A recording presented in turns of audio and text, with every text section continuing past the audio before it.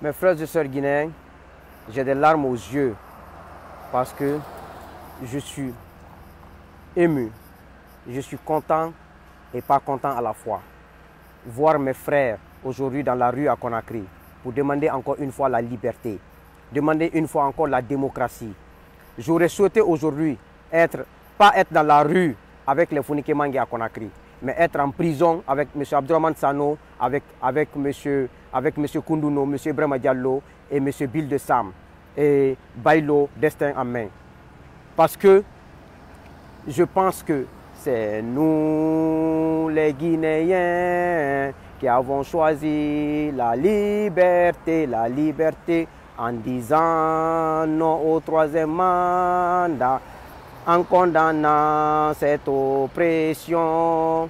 C'est dans le but de sauver la nation que le FNDC a pris position en appelant toutes les forces de la nation à refuser cette nouvelle domination. Je me rappelle, ma mère me disait il y a 3 jours que si j'étais à Conakry, j'étais aujourd'hui en prison avec les Koundouno et les Abdourahmane Sano. Mais pour des raisons de famille, je ne peux pas me déplacer. Mais Dieu seul sait combien de fois je suis avec mes frères de Conakry en étant aux États-Unis. Ma mère m'a dit à Malinke, Moufa, si tu étais à Conakry, ça veut dire que tu es Koundouno ni Abdourahmane Sano. Oui, j'étais très content d'être en prison. Parce que pour moi, il faut servir à quelque chose.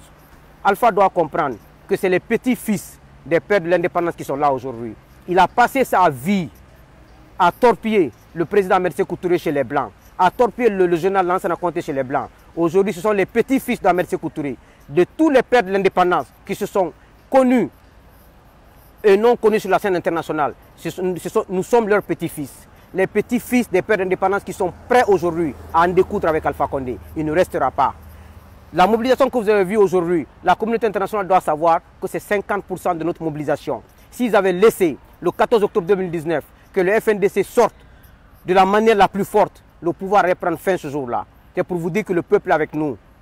Aujourd'hui, on n'a pas pu mobiliser comme il le faut parce qu'il y a eu 10 morts à Conakry, 1 mort à Mamou. Donc c'est trop. Les familles sont éplorées. Les gens n'ont plus la force, mais les gens vont avoir plus de force parce que nous n'allons pas nous laisser faire. Nous n'allons pas nous laisser faire.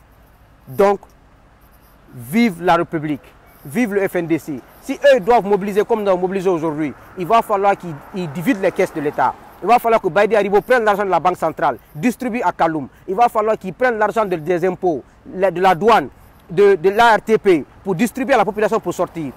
Parce que partout où ils sont passés, ils ont distribué l'argent de l'État. Ça ne marchera pas. Et le FNDC n'a pas 1 franc pour quelqu'un. Le FNDC est financé par nous-mêmes, par la population guinéenne, lambda. Donc, c'est pour cela que nous allons gagner ce combat. Nous allons gagner ce combat. Mes frères, ceux qui sont en prison aujourd'hui, ne vous inquiétez pas. Chacun à son tour. C'est vrai que c'est déplorable. Mais ils seront en prison aussi, eux. C'est tour. Alpha a fait 2 ans et demi en prison. Eux aussi viendront en prison. Ils sont dans leur 4x4. Les militaires qui les gardent, les policiers qui les gardent, c'est eux qui vont les attacher. Ils vont les attacher 1 à 1 et ils seront dedans. Ils n'ont qu'à demander aux dirigeants des leaders, aux dirigeants des membres du régime de Sékou. C'est les gardes-corps qui les gardaient autant de Sékou qui les ont attachés. Ils n'ont rien compris. Ça ne marchera pas. Amoula Maféou, je suis de cœur avec vous. Que Dieu bénisse la Guinée. Vive la démocratie. Vive l'alternance. Vive l'état de droit. Plus jamais en Guinée une présidence à vie. Plus jamais en Guinée une injustice. Plus jamais en Guinée l'exclusion d'une ethnie. Plus jamais en Guinée le détournement des deniers publics. Je vous remercie.